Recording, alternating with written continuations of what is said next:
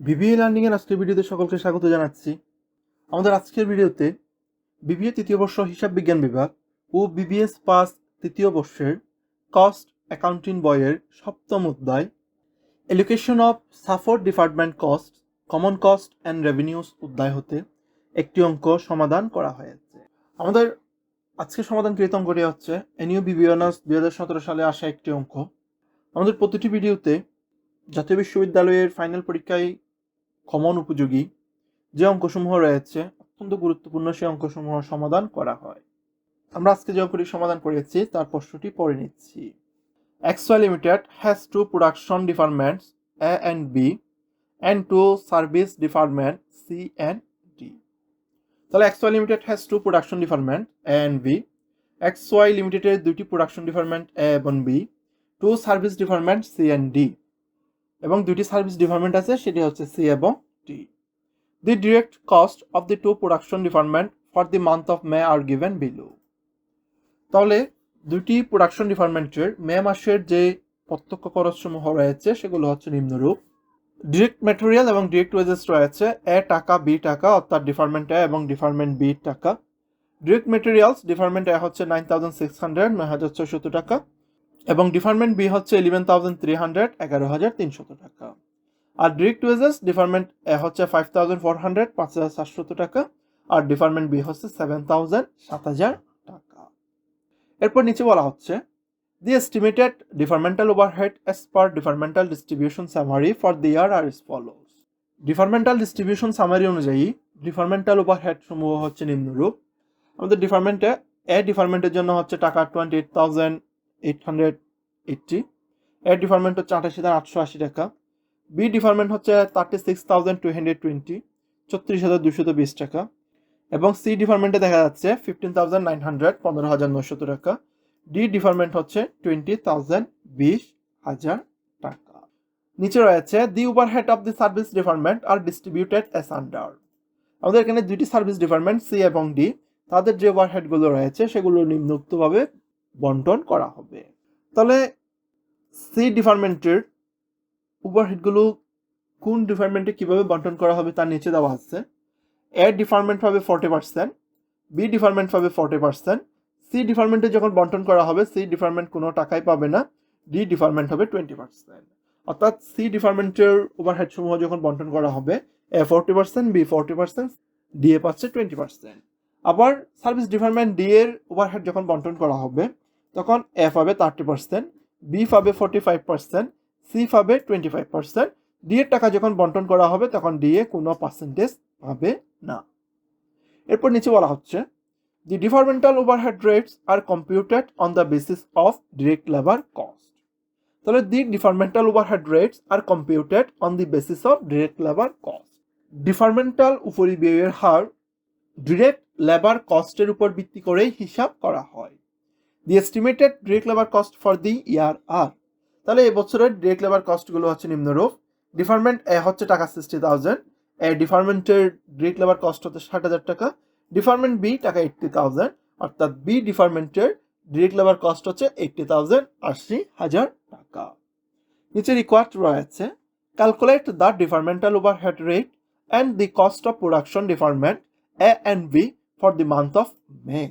তাহলে আমাদের এখানে যে কাজটি করতে হবে দুইটি কাজ। প্রথমটি হচ্ছে calculate the departmental overhead rate, departmental overhead rate নির্ণয় করা, এবং দ্বিতীয় কাজটি হচ্ছে the cost of production department A and B for the month of May, মে মাসের জন্য এ এবং বি প্রোডাকশন ডিপার্টমেন্টের উৎপাদন ব্যয় নির্ণয় করা। তো আমাদের প্রথম যেটি কাজ সেটা হচ্ছে departmental overhead rate. Departmental overhead rate বের করতে গেলে আমাদের একটি সেকেন্ডারি ডিস্ট্রিবিউশন সামারি প্রস্তুত করতে হবে। অর্থাৎ সেকেন্ডারি ডিস্ট্রিবিউশন সামারিটা প্রস্তুত করার মূল কারণ হচ্ছে আমাদের সার্ভিস ডিপার্টমেন্ট সি এবং ডি, এই দুটি সার্ভিস ডিপার্টমেন্টে যে ওভারহেডগুলো রয়েছে 15,900 টাকা এবং অপরটি হচ্ছে 20,000 টাকা, এই দুটি ওভারহেডের টাকা প্রোডাকশন ডিপার্টমেন্টের মধ্যে অ্যালোকেট করে দেওয়া। এই কাজটি করার পরে আমাদের যে ডিপার্টমেন্টাল ওভারহেড রেট নির্ণয় করতে বলা হয়েছে আমরা সেটি খুব সহজে নির্ণয় করে নিতে পারবো। তো আমরা প্রথমে XY লিমিটেড বলে সেকেন্ডারি ডিস্ট্রিবিউশন সামারি একটি টেবল করে নিয়েছি। এক্ষেত্রে আমরা পার্টিকুলার্সের জন্য একটা গড় নিয়েছি, এরপরে প্রোডাকশন ডিপার্টমেন্টের অধীনে দুটি ঘর রয়েছে, একটা ডিপার্টমেন্ট, অপরটি হচ্ছে বি ডিপার্টমেন্ট। একইভাবে সার্ভিস ডিপার্টমেন্টের অধীনে দুটি ঘর, একটি হচ্ছে সি, অপরটি হচ্ছে ডি। আমরা পার্টিকুলার্সে করে সর্বপ্রথম লিখলাম ওভারহেড অ্যাজ পার প্রাইমারি ডিস্ট্রিবিউশন সামারি। এক্ষেত্রে আমরা যে টাকাগুলো লিখেছি সেগুলো আমাদের প্রশ্ন লিখিত রয়েছে। এ ডিপার্টমেন্টের জন্য হচ্ছে 28,880, বি ডিপার্টমেন্টের জন্য হচ্ছে 36,220, সি ডিপার্টমেন্ট হচ্ছে 15,900 এবং সে সাথে ডি ডিপার্টমেন্ট হচ্ছে 20,000। তো আমরা প্রত্যেক গড়ে অর্থাৎ এ, বি, সি এবং ডি প্রত্যেকের গড়ে যার জন্য যত টাকা ওভারহেড রয়েছে আমরা তত টাকা ওভারহেড লিখে দিব। এর পরবর্তীতে আমাদের যে কাজটি করতে হবে সেটি হচ্ছে সার্ভিস ডিপার্টমেন্ট সি এবং সার্ভিস ডিপার্টমেন্ট ডির জন্য যে ওভারহেডগুলো রয়েছে সেই ওভারহেডের টাকাগুলো বাকি প্রোডাকশন ডিপার্টমেন্টের উপর বন্টন করে দিতে হবে। এবং সেটা আমরা কিভাবে বন্টন করব, অর্থাৎ কি পার্সেন্টেজে বন্টন করব, সেটি আমাদের প্রশ্নে উল্লিখিত রয়েছে। আমরা প্রথমে সার্ভিস ডিপার্টমেন্ট সি এর ওভারহেডের টাকা বন্টন করব। সার্ভিস ডিপার্টমেন্ট সি এর ওভারহেডের টাকা বন্টন করার জন্য পার্সেন্টেজ হচ্ছে এ 40%, বি 40%, ডি হচ্ছে 20%। তাহলে এ 40, বি 40, ডি হচ্ছে 20। এক্ষেত্রে এসে আমরা লিখলাম সার্ভিস ডিপার্টমেন্ট সি, সেটাকে আমরা অনুপাতে প্রকাশ করলাম 40:40:20। এক্ষেত্রে আমরা যখন সি সার্ভিস ডিপার্টমেন্টের ওভারহেড বন্টন করব, আমাদের সর্বপ্রথম সি এর গড়ে যে 15,900 টাকা আছে সেটাকে তার নিচের লাইনে ব্র্যাকেট দিয়ে 15,900 টাকা লিখতে হবে, অর্থাৎ নেগেটিভ 15,900। এই 15,900 যেহেতু আমি বন্টন করে দিচ্ছি, তাই এই 15,900কে বিয়োগ করে দিতে হবে।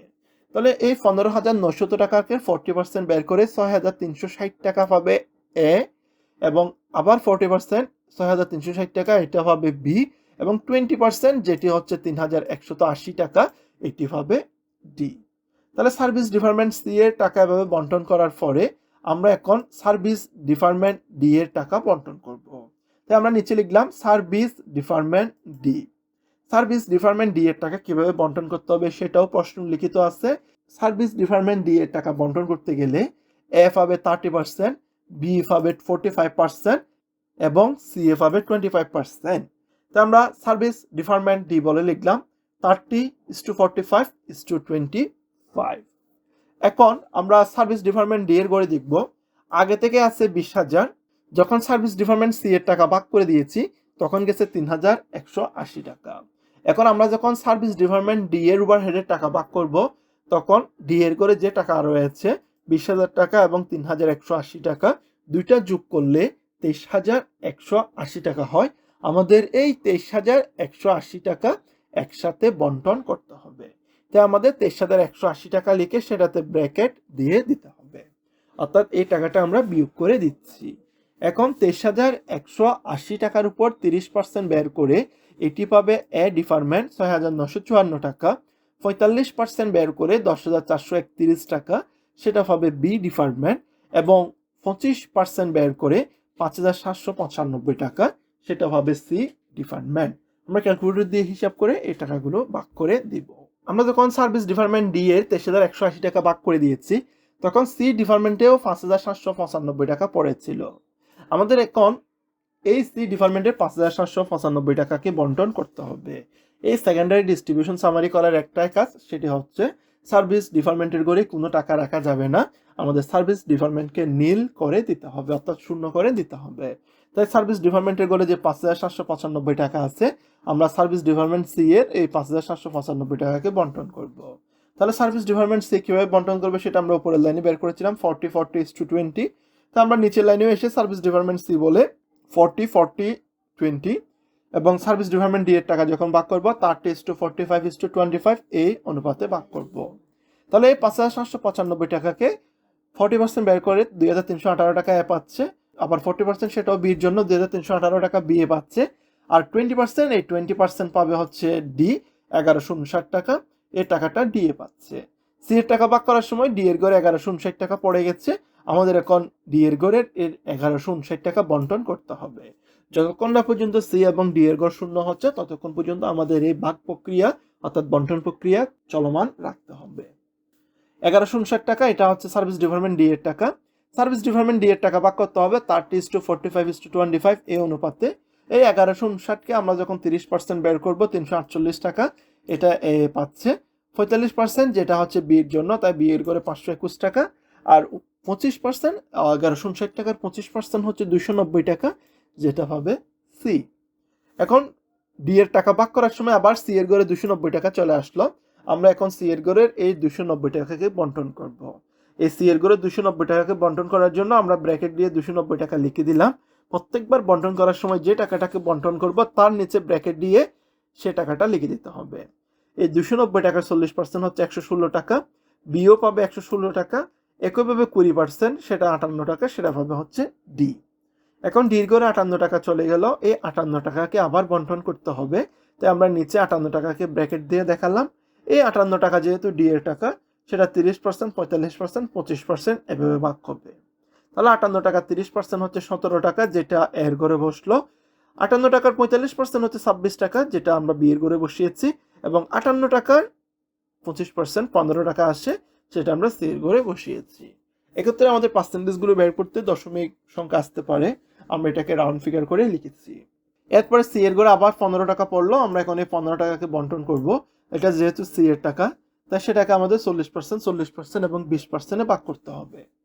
তাহলে 15 টাকার 40% 6 টাকা এ পাচ্ছে, আবার 40% 6 টাকা বি এ পাচ্ছে, 20% 15 টাকার 20% সেটা হচ্ছে 3 টাকা, এবং সেটা পাচ্ছে ডি এ। আমরা যখন সার্ভিস ডিপার্টমেন্ট সি এর 15 টাকা বন্টন করেছিলাম, তখন service department D A already 3 টাকা এসেছে। আমরা এখন এই সার্ভিস ডিপার্টমেন্টের 3 টাকাকে বন্টন করব।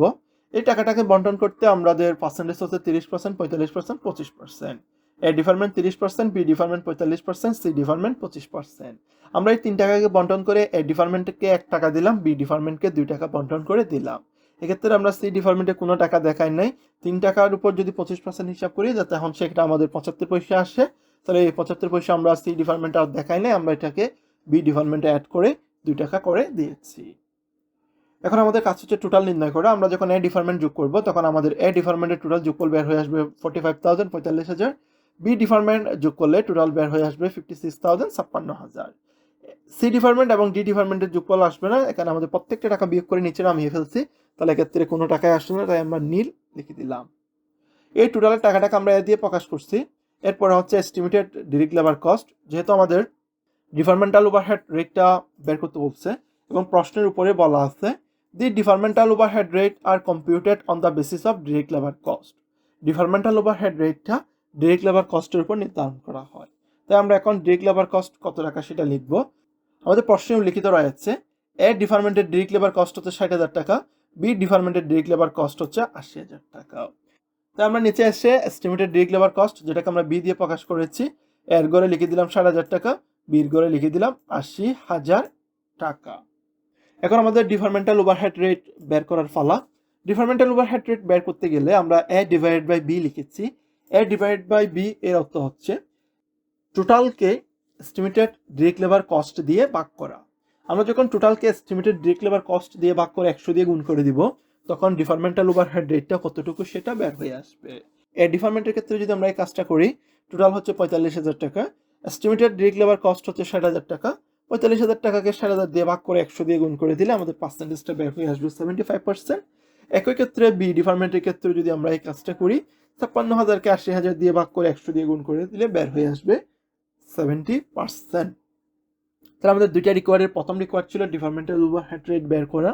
অলরেডি আমরা ডিপার্টমেন্টাল ওভারহেড রেটটা বের করে নিয়েছি।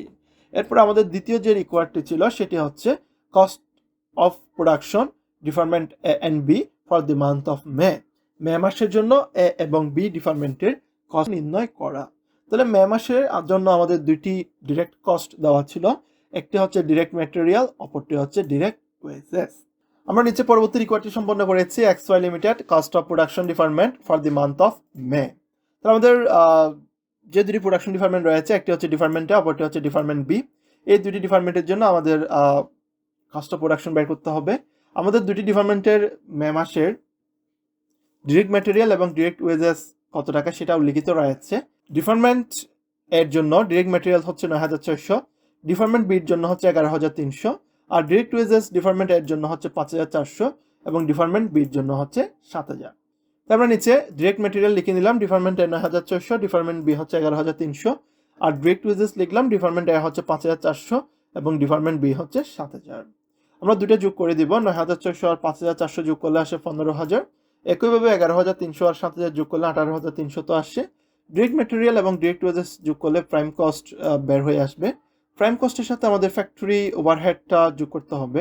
আমাদের ফ্যাক্টরি ওভারহেড বের করতে হবে, এর উপরে ডিপার্টমেন্টাল ওভারহেড যে রেটটি নির্ণয় করেছিলাম, এ ডিপার্টমেন্টের জন্য হচ্ছে 75%, বি ডিপার্টমেন্টের জন্য হচ্ছে 70%। এই দুটি পার্সেন্টেজ ব্যবহার করে আমাদের ফ্যাক্টরি ওভারহেডটা বের করতে হবে। এই পার্সেন্টেজ দুটি আমরা বের করেছিলাম ডিরেক্ট লেবার কস্টের উপর ভিত্তি করে। তাই এক্ষেত্রে আমাদের ডিরেক্ট ওয়েজেস যেটি রয়েছে, এ ডিপার্টমেন্টের জন্য 5,400, সেটার উপর 75% বের করতে হবে, এবং বি ডিপার্টমেন্টের যে 7,000 আছে সেটার উপর 70% বের করতে হবে। তাহলে 5,400 এর 75% আছে 4,050, এবং বি ডিপার্টমেন্টের ডিরেক্ট ওয়েজেস 7,000, সেটার উপর 70% আসে 4,900। 15,000 এবং 4,050 যোগ করলে 19,050 আসবে। 18,300 আর 4,900 যোগ করলে 23,200 তো আসবে। এটি হচ্ছে আমাদের কস্ট অফ প্রোডাকশন। তার আমাদের দুটি রিকোয়ার্ড ছিল, দুটো রিকোয়ার্ডই ইতিমধ্যে সম্পন্ন করা হলো।